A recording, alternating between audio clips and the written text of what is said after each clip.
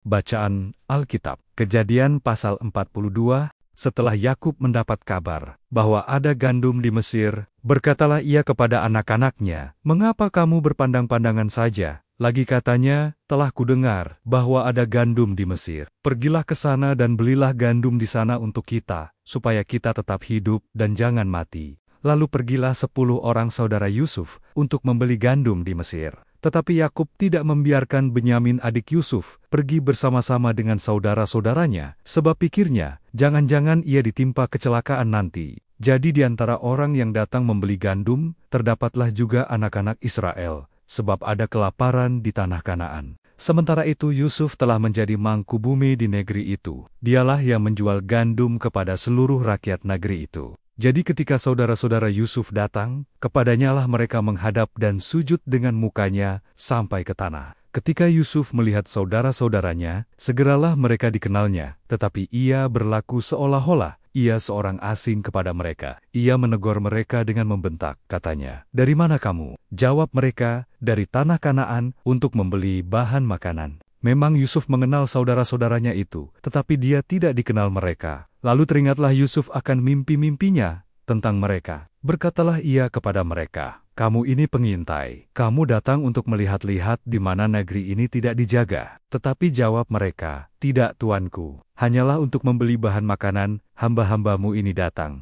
Kami ini, sekalian anak dari satu ayah. Kami ini, orang jujur. Hamba-hambamu ini bukanlah pengintai." Tetapi ia berkata kepada mereka, "Tidak, kamu datang untuk melihat-lihat di mana negeri ini tidak dijaga." Lalu jawab mereka, "Hamba-hambamu ini 12 orang. Kami bersaudara, anak dari satu ayah di tanah Kanaan. Tetapi yang bungsu sekarang ada pada ayah kami, dan seorang sudah tidak ada lagi." Lalu kata Yusuf kepada mereka, "Sudahlah, seperti telah kukatakan kepadamu tadi, kamu ini pengintai. Dalam hal ini juga kamu harus diuji. Demi hidup Firaun, kamu tidak akan pergi dari sini, jika saudaramu yang bungsu itu tidak datang kemari. Suruhlah seorang daripadamu untuk menjemput adikmu itu, tetapi kamu ini harus tinggal terkurung di sini. Dengan demikian perkataanmu dapat diuji, apakah benar, dan jika tidak, demi hidup Firaun, sungguh-sungguhlah kamu ini pengintai." Dan dimasukannyalah mereka bersama-sama ke dalam tahanan 3 hari lamanya. Pada hari yang ketiga, berkatalah Yusuf kepada mereka, "Buatlah begini, maka kamu akan tetap hidup.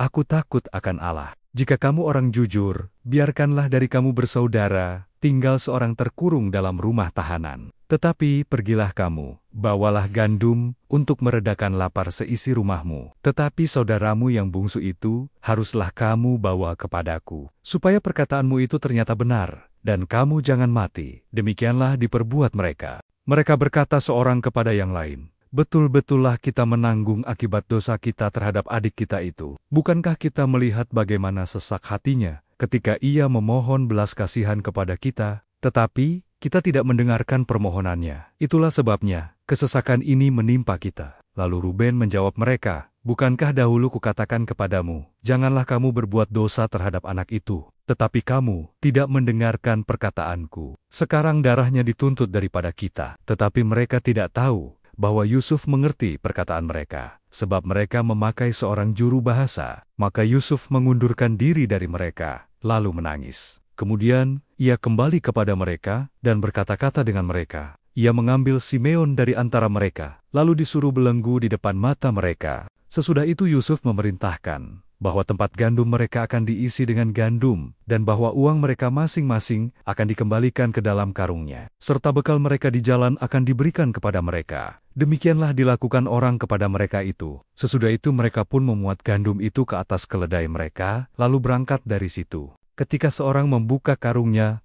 untuk memberi makan keledainya di tempat bermalam, dilihatnyalah uangnya ada di dalam mulut karungnya. Katanya kepada saudara-saudaranya, "Uangku dikembalikan. Lihat, ada dalam karungku." Lalu hati mereka menjadi tawar, dan mereka berpandang-pandangan dengan gemetar, serta berkata, "Apakah juga yang diperbuat Allah terhadap kita?" Ketika mereka sampai kepada Yakub, ayah mereka, di tanah Kanaan, mereka menceritakan segala sesuatu yang dialaminya. Katanya, "Orang itu, yakni yang menjadi tuan atas negeri itu, telah menegur kami dengan membentak dan memperlakukan kami sebagai pengintai negeri itu. Tetapi kata kami kepadanya, 'Kami orang jujur, kami bukan pengintai. Kami 12 orang bersaudara, anak-anak ayah kami. seorang sudah tidak ada lagi, dan yang bungsu ada sekarang pada ayah kami di tanah Kanaan. Lalu kata orang itu, yakni yang menjadi tuan atas negeri itu, kepada kami, dari hal ini, aku akan tahu, apakah kamu orang jujur, dari kamu bersaudara, haruslah kamu tinggalkan seorang padaku. Kemudian bawalah gandum untuk meredakan lapar seisi rumahmu, dan pergilah.